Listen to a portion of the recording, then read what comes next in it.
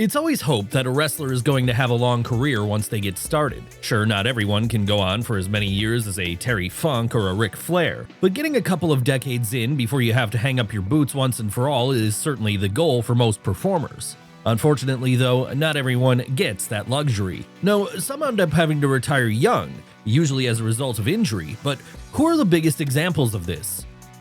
Well, that's exactly what we're going to be looking at right now, starting with Jason Jordan. Yes, back during the mid-2010s, there were a number of great tag teams coming out of NXT, with the three most notable ones being The Revival, DIY, and American Alpha. But while The Revival went on to have success in AEW as FTR, and while DIY had an excellent singles feud which segued into them teaming up again on the main roster, American Alpha never really hit it quite as big as a collective. And the reason for this is because, while Chad Gable would go on to become a great mid-card act on Raw, someone good enough to carry his own stable and American-made, Jason Jordan's singles run would have the legs cut off of it before it could really get going. What happened here exactly? Well, at first, things seemed to be going well, as it was in July of 2017 that Jordan was revealed to be the kayfabe secret son of Kurt Angle. Obviously then, this meant WWE had big things planned for his future. In fact, by all accounts, it seemed evident he was going to get a main event push before long, and this could be seen in the fact that as the months progressed, the Illinois native would find himself entering into an uneasy partnership with Seth Rollins, one which was set to end in a big-time singles bout between the pair at WrestleMania 34. Sadly though, before that could happen, a neck injury would take the youngster out of the game. And while at first it looked like he was only going to miss a year as a result of this, in the end it proved to be far worse, because as time went on, doctors became far less optimistic about his recovery, with this all eventually leading to them telling him he'd never be cleared to wrestle again. So just like that then, one of the most promising stars WWE had at the time was done, or at least he was done in the ring, because in a silver lining to the whole story, he would end up getting a job as a backstage producer, meaning he remains employed by WWE to this day.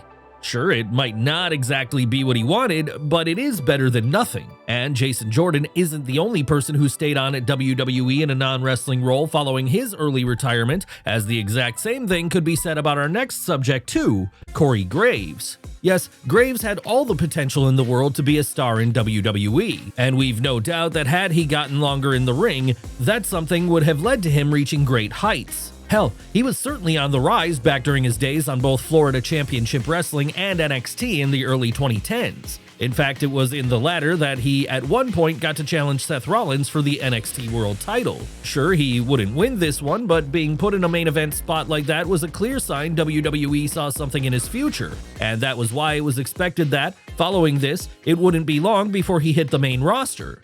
Unfortunately for him though, before that could happen, he'd pick up a nasty concussion during a match against Adrian Neville, and while he would recover from this, a second concussion he picked up not long after his return in a six-man pitting him in the Ascension against Sami Zayn and the Usos would be bad enough that he'd never be cleared to wrestle again afterwards. That's right, as we have all become much more aware of in the modern day, head injuries are no joke, especially multiple head injuries over a short space of time. It's what led to Bret Hart being forced to retire in 2000. So when told he needed to look after his health and think of his future then, Cory stepped away from the ring and instead took up a job behind the commentary booth, the same role he fills today down in his former home of NXT. Sure, we've no doubt he'd like to wrestle one more time before all is said and done, and who knows, we may still get to see this one day. Of course, Cory Graves is far from the first person to have his career be cut short as a result of a head injury though, and no, we're not talking about Bret Hart here. Rather, we're talking about our next subject, the man known as Chris Nowinski.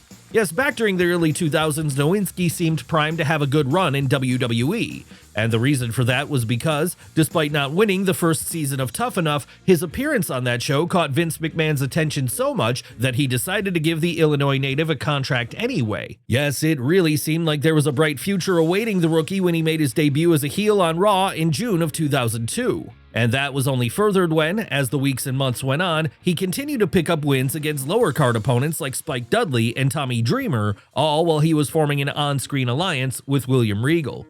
But as you can probably guess, given the topic of this video, all the momentum Nowinski was building up would ultimately be cut short when, in June of 2003, he picked up a pretty bad head injury during a match. And this, combined with a number of similar injuries he'd suffered prior to that, meant he'd be told that he'd never be able to wrestle again. That said, while this was tragic, at least Chris was able to make some good out of the situation because, as a qualified doctor, he'd go on to do research into the subject of athletes with head injuries, with this all leading to him becoming one of the most foremost experts in the field. And we're not just talking about wrestling here either. No, we're talking about things like football too. Hell, he's a large part of the reason we have the head injury protocols today, and that means so many performers around in the current day can thank him for preserving their health. Yes, this really is an example of someone making the best of a bad situation by turning the world into a little bit of a better place. Unfortunately, though, none of Chris Nowinski's research could do anything about neck injuries, the very thing which caused our next subject, AJ Lee, to have to retire early in 2015.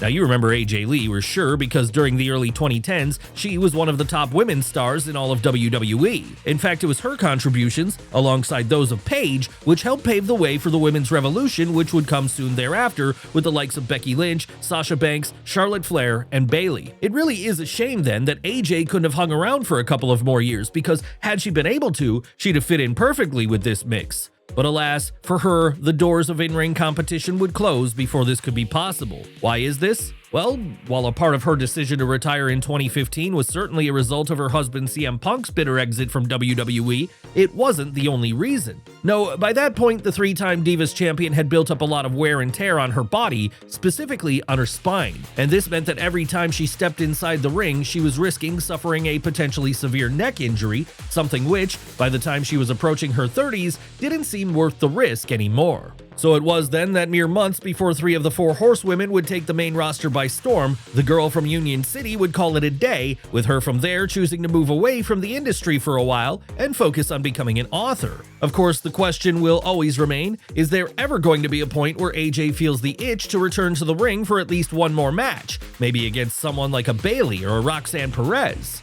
We're sure she's been tempted over the years, especially after her husband made his return to the WWE. Hell, it's not like she's been completely absent from wrestling throughout this time, as she served as an executive producer for WOW Women of Wrestling since 2021. But even if this is the case, as things stand today, she's yet to have that WWE comeback. We guess we'll just have to wait and see if this ever changes. One person we're sure will never return to the ring again, though, even if they wanted to, is our next subject. And the reason for that is because the neck injury which put him on the shelf was so severe, it almost killed him. But that shouldn't suggest Tyson Kidd hasn't been living a good life in the years since, even if he did have to retire young. Damn, what could have been with Tyson Kidd? After all, here we had the final graduate of the Hart family dungeon, and the man who, as a result of his marriage to Natalya Neidhart, was being tasked with keeping the flame of that family alive in the WWE men's division during the late 2000s and 2010s. But while he certainly had all the tools to be a big success in wrestling, come 2015, Tyson had very much hit something of a glass ceiling, with him never seeming to get beyond the role of tag team act. And that's exactly why he'd hoped that going on an excursion down to NXT would help to revitalize him and allow him to rise higher upon his main roster return. As we all know now, though, while this did seem to be happening to some degree when he went back up to Raw in 2014, it would not be the way things played out in the long run. No, in the end, it would all turn very tragic when, during a dark match against Samoa Joe on June 1st, 2015, a freak accident caused by a botched muscle buster would see Kidd be seriously injured. Thankfully, though, the Canadian would survive this situation and would recover enough to the point that, as things stand today, he's able to live a comfortable life. No, he's never going to be cleared to wrestle again or anything, but he does maintain a job in WWE as a backstage producer, with this likely being a job he'll have for life at this point. And it's there he's been able to do a lot of work with the women, helping to make the women's revolution as big of a deal as it was for WWE from the mid-2010s onwards. So don't feel too bad for him, because while we're sure he'd love to mix it up in the ring again, at the very least, he can get the satisfaction of knowing he's helping the careers of others. It's certainly more than can be said for our next subject, someone who suffered one of the worst injuries imaginable in 1999 and as a result would be left paralyzed. That's right, it's time for us to talk about Droz. Now, this was tragic, not just because there was some potential in Droz as a WWE superstar back at the turn of the millennium, but also because he was so very young and still had so much left to do in life. After all, this was a very accomplished athlete we're talking about here. Someone who, prior to entering the wrestling world, had played for football at a high level. In fact, it was his antics on the gridiron during this period, specifically the time he threw up on the ball out of nerves, that first caught the attention of WWE and led to them bringing him in 1998 under the gimmick of Puke.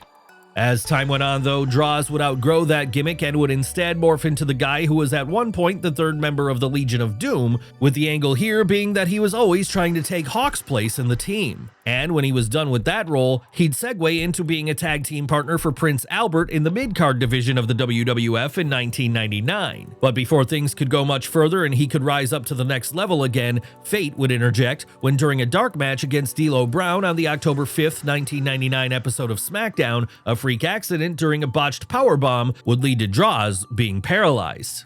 Yes, it was a true tragedy and one which D'Lo always struggled with, even if it wasn't his fault, and Droz never blamed him for what happened. And he'd always have a job in WWF going forward too, because, well, he could obviously never wrestle again. He would be hired as a writer and columnist for both WWE Magazine and WWE's website, with this being a job he'd keep all the way up until he passed away in 2023. But what about our next subject? Someone whose career was also cut short after he ended up wheelchair-bound, but who ended up at least partially recovering. Who are we talking about here? Why, Magnum TA, of course. What could have been? Seriously, had Magnum TA gone on the trajectory that everyone had hoped he would back during the mid-80s, then the wrestling world as we know it might be a very different place today. At very least, we probably would have never gotten Sting rising to the level he did in his stead.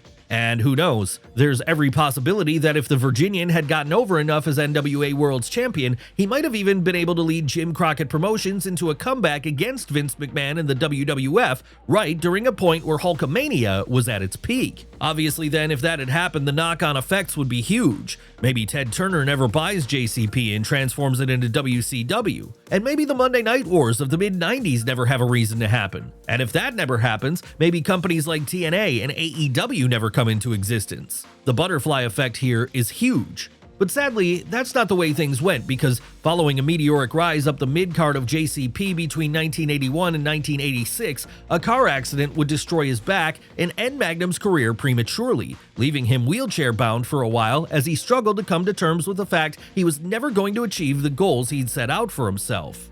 And this wasn't just tragic for the man himself, no, it was also tragic for the Jim Crockett Promotions audience, as they'd invested so much of their hopes and dreams into him by then. It stung extra hard when they were told they'd never see him beat Ric Flair to win the big one. Yes, this is an injury which affected a whole legion of fans, and, as such, has to be considered one of the most painful in memory. Still though, at least Magnum TA was able to live a happy life after the fact. Hell, he'd even end up getting married and having a family which included a stepdaughter in current TNA star Tessa Blanchard. And on occasion, whenever the timing has been right, both WWE and AEW have honored him by having him appear on camera in the crowd at some of their shows. But what about our next subject? That being none other than Richie Steamboat. Now, when it comes to Richie Steamboat, he was always going to have a hard time, if for no other reason than because the weight of expectations were heavy on his shoulders. This was the son of the legendary Ricky the Dragon Steamboat after all. So for as good as the Charlotte native was, even during his rookie years, he was always going to be compared to his dad. That said, he didn't let this get to him. No, if anything, it only pushed him harder to succeed on his own merit. And that was exactly why, after joining the Florida Championship Wrestling roster in 2009 after getting signed to a developmental deal with WWE, he'd rise up the ranks at record speed, at points becoming not only an FCW Florida Tag Team Champion alongside Seth Rollins, but also an FCW Jack Briscoe 15 Champion and an FCW Florida Heavyweight Champion. That's right, by the time 2012 came around and Steamboat had been moved over to NXT, it felt like it was only going to be a matter of time before he got that main roster call-up. And when he did, it seemed like a sure thing he'd be a star there too. But this would never end up happening because, while wrestling Cassius Ohno in the autumn of that year, the Son of the Dragon would pick up a back injury, which forced him to take a year out of the ring. At least, he thought it was only going to be a year. In truth, though, it ended up being much longer than that because as 2013 was drawing to a close and no in-ring return was anywhere on the horizon, Richie was forced to contend with the fact that his in-ring days might just be over. And that's exactly what happened in the end, because after being told a doctor would not clear him, the youngster decided the best thing to do for his overall health and well-being was to hang up his boots and step away from the ring entirely, leaving that to others as he instead returned to a civilian life with his wife and their children. Was this a sad end to his career? Of course it was. But it's not like Richie Steamboat doesn't have a great life in 2025. And he's not the only WWE performer who can say they maintain a great life in the present day, even after retirement, as we could say the same thing about our next subject, Jamie Noble. Now, if you were watching SmackDown during the early 2000s, then you'll no doubt remember Jamie Noble, as back then he was one of the top acts in the company's cruiserweight division. And the reason he was one of the top acts wasn't just because he was a very good in-ring performer. No, it was also because he had a hell of a character too in his trailer park trash heel. Seriously, the work he did with his on-screen girlfriend Nydia back then was often so entertaining, it overshadowed pretty much the entirety of the rest of the division he was in. And it wasn't just WWE Jamie Noble was a success in either. No, he managed to make a name for himself in places like Ring of Honor too. Hell, it was while working for this promotion that he at one point beat CM Punk, Christopher Daniels, and Samoa Joe in a fatal four-way to become ROH World Champion, cementing himself forever in their history books. Sadly though, after making a return to the WWF during the second half of the 2000s and once more settling into a nice mid-card role, things would be cut short for the West Virginian when, in 2009, he suffered a back injury during a match against Sheamus on the November 2nd episode of Raw. And while at first it was hoped he'd be able to recover from this, in the end it proved to be too severe, and as a result, Jamie would have to say goodbye to his days in the ring. Not that he'd say goodbye to being an on-screen performer entirely though. No, despite these days mostly serving as a backstage agent, from time to time, Noble has returned to the ring, most famously as a member of J&J Security, Seth Rollins' personal security force during his run as WWE Champion in 2014. And this has meant that even modern fans have been able to see him entertain them in a way that only he can. Sure, it might not be the same as him having an actual match, but it is something. And that's more than many people get. No, in most cases, those people whose career was cut short by injury have since left us. It's certainly the case with our next subject, someone known to wrestling fans everywhere as Rick Rude. Now, given how much Rick Rude has achieved over the course of his career, you might not think of him as being someone who had to retire young. But this is absolutely what happened to him, as it was in 1994, when he was still just 35, that he gave up his days of wrestling forever. Sure, he would remain in the industry after that as a manager, but following the unfortunate back injury he picked up while wrestling Sting at a New Japan event, there would be no more lockups in his future. And what a shame this was, because prior to this, Rude had been one of the best wrestlers out there, a true prodigy in the ring who first rose to prominence as part of Vern Gagne's American Wrestling Association in the early 80s. Then, once that was over, it would be on to places like Jim Crockett Promotions, World Class Championship Wrestling, and eventually the WWF, with it being in the latter that he became Intercontinental Champion at WrestleMania 5 after beating the Ultimate Warrior for the honor. Hell, even once his first WWF run was over, he'd still have a lot left to achieve in companies such as ECW and WCW. In fact, in WCW, he'd become a world champion when he held the International World Heavyweight title on 3 separate occasions. And that would be the same belt he'd be holding when he was forced to call it a day, meaning he never actually got pinned or submitted for it in his final reign. That's right, technically, the Ravishing One never lost the gold, and that means you could still consider him a champion of sorts to this day. Unfortunately though, that's something he can't enjoy anymore, because it was in April of 1999 that the Minnesota native would tragically pass away at just 40 years old. But Rick Rude isn't alone in being a star of the 80s whose career ultimately ran out before it should have, and thankfully, in the case of our next subject, he remains alive to this day. Who are we talking about this time? Who else but Nikita Koloff? Yes, between 1984 and 1992, there were few heels out there who were as despised as much as Nikita Koloff was. And a lot of his best work came during his time spent in the Carolinas, where he worked primarily for Jim Crockett Promotions and the company it would later morph into, World Championship Wrestling.